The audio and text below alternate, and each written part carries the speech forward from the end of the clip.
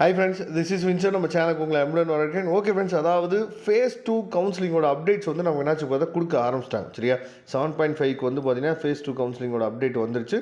அடுத்து வந்து பார்த்தீங்கன்னா இன்னையிலேருந்து நமக்கு ஜென்ரல் கவுன்சிலிங்கோட ஃபேஸ் 2 அப்டேட் வந்து வந்துடும். இதில் நிறைய பேருக்கு என்ன டவுட் அப்படின்னா, ஃபேஸ் 3 கவுன்சிலிங் வந்து நடக்கிறதுக்கு வாய்ப்பு இருக்கா இல்லையா அப்படிங்கிற டவுட் வந்து நிறைய பேருக்கு இருக்குது. சரியா, அதாவது ஒரு கவுன்சிலிங் நடக்கும்போது அந்த கவுன்சிலிங்கில் அது முக்கியமாக அக்ரிகல்ச்சர் கவுன்சிலிங் வந்து பார்த்திங்க அப்படின்னா, அதாவது அக்ரிகல்ச்சர் கவுன்சிலிங் நடத்துகிறவங்களுக்கே அது வந்து ஒரு எரிச்சலாக இருக்கும் எப்பயுமே. ஏன் அப்படின்னா, அதாவது அப்ளிகேஷன் போடும்போது அவ்வளோ பசங்க வந்து பார்த்திங்கன்னா அப்ளிகேஷன் போடுவாங்க.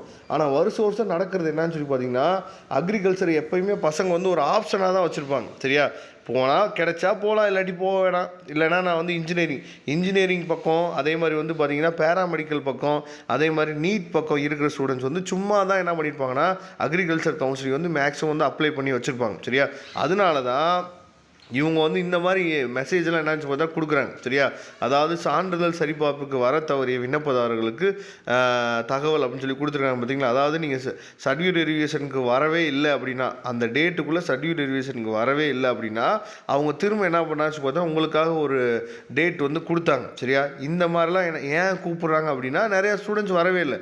அப்போ இதே மாதிரி தான் நடக்கும். ரவுண்ட் 2லையும் வந்து பார்த்திங்கன்னா நிறையா ஸ்டூடெண்ட்ஸ் வரமாட்டாங்க.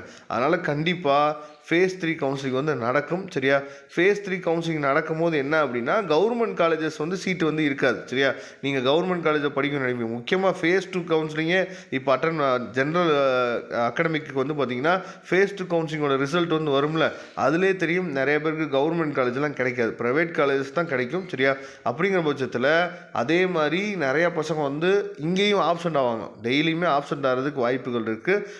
அதனால் ஃபேஸ் 3 கவுன்சிலிங் வந்து கண்டிப்பாக நடக்கும். சரியா, அதனால் ஃபேஸ் 2வோட ரிசல்ட் வந்து மேபி சரியா இன்னையிலேருந்து நமக்கு வந்து வர்றதுக்கு வாய்ப்புகள் அதிகம். அதனால் ஃபேஸ் 3 கவுன்சிலிங் நடக்க தான் போகுது. அதனால் வெயிட் பண்ணி பார்க்கலாம். ஆனால் திரும்பவும் சொல்கிறேன், கவர்மெண்ட் காலேஜஸ் வந்து கிடைக்காது. ஃபேஸ் 2க்கும் சரி ஃபேஸ் 3க்கும் சரி கவர்மெண்ட் காலேஜஸ் வந்து கிடைக்கிறதுக்கு வாய்ப்புகள் ரொம்ப ரொம்ப குறைவு. அதை தெளிவாக நீங்கள் பார்த்துங்க.